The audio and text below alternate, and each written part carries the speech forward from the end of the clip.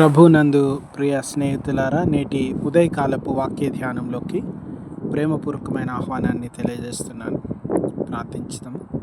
కనికరం గల ప్రభువా, వాక్యం ద్వారా మాట్లాడుతూ మమ్మల్ని బలపరచమని మా ప్రభు రక్షకుడైన యేసయ్య నామంలో అడిగి వేడుకుంటున్నాం తండ్రి, ఆమేన్. ప్రియమైన వారలారా, నేటి ఉదయకాలము ప్రభు పలికిన మాటలు సిద్ధించును గనుక నమ్మిన ఆమె ధన్యురాలు, నమ్మిన వారు ధన్యులు అనే అంశాన్ని ధ్యానిస్తూ ఉన్నాం. ఈ సంభాషణ ఎలిజబెత్ మరియల మధ్యలో జరుగుతుంది. ఎప్పుడైతే మరియమ్మ గారికి దేవుని సందేశం అందిందో, దేవదూత దర్శనం జరిగి దేవాది దేవుడు తనను ఒక పాత్రగా ఎంచుకున్నాడని ఆమె తెలుసుకొని గ్రహించిందో, ఆ సందర్భంలో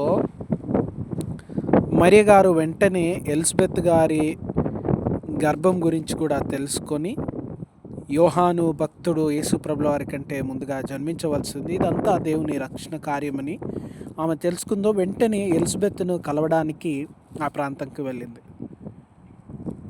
ఎప్పుడైతే మరియమ్మ గారు ఎలిజబెత్ గారు కలుసుకున్నారో, అప్పుడు పరిశుద్ధాత్మ దేవుడు వారి ఇరువురి పైన తన బలమైన సన్నిధిని ఉంచి పరిశుద్ధాత్మ దేవుడు మాట్లాడుతూ ఉన్నాడు. చూడండి, పురుషులు బలవంతులుగా గొప్పవారిగా కనబడతారు, కానీ ఎన్నో అనుమానాలు, ఎన్నో భయాలతో నిండినటువంటి వారు అనేక సందర్భాలలో.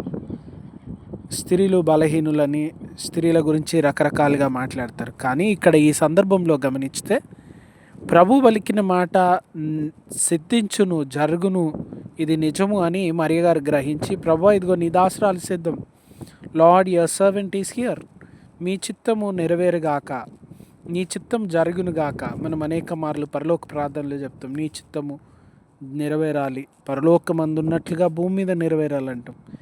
కానీ అది నెరవేరాలంటే ఆ రక్షణ కార్యంలో మన విధేయత అవసరం.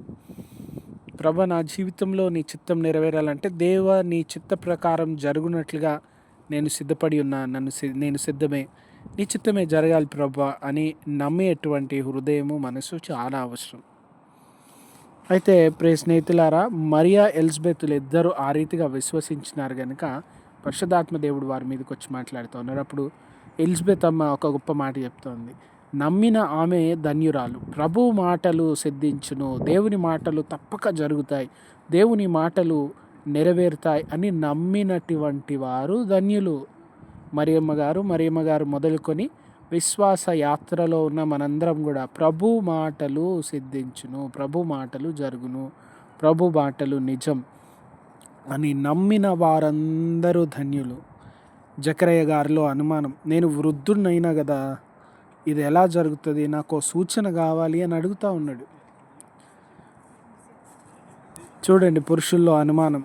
దైవజనుడైన వ్యక్తి, దేవునితో ప్రయాణం చేసిన వ్యక్తి, నా భార్య కూడా వృద్ధురాలు కదా, ఎలా జరుగుతుంది అని అనుమానం. కానీ ఏ అనుమానం లేకుండా నమ్మి, ఇది దేవుని కార్యం, దేవుడు మా పట్ల కార్యం జరిగించాలనుకున్నారు, అద్భుతం చేయాలనుకుని అని విశ్వసించినటువంటి ఈ స్త్రీలిద్దరూ దేవుని రక్షణ ప్రణాళికలో, దేవుని కార్యంలో మేమున్నాం, దేవా నీ పని జరగాలి, దాని కొరకు మేము సిద్ధము అని నమ్మిన వారు ధన్యులు. నమ్మి ఆ రీతిగా దేవుని సేవ కొరకు ముందుకొస్తున్న వారంతా ధన్యులే. ఆ ధన్య జీవితంలో మనం కూడా ఉన్నాం కనుక ప్రియమైన వారలారా, దేవుని కార్యంలో నమ్మి అవి జరగాలని కోరుకుందాం.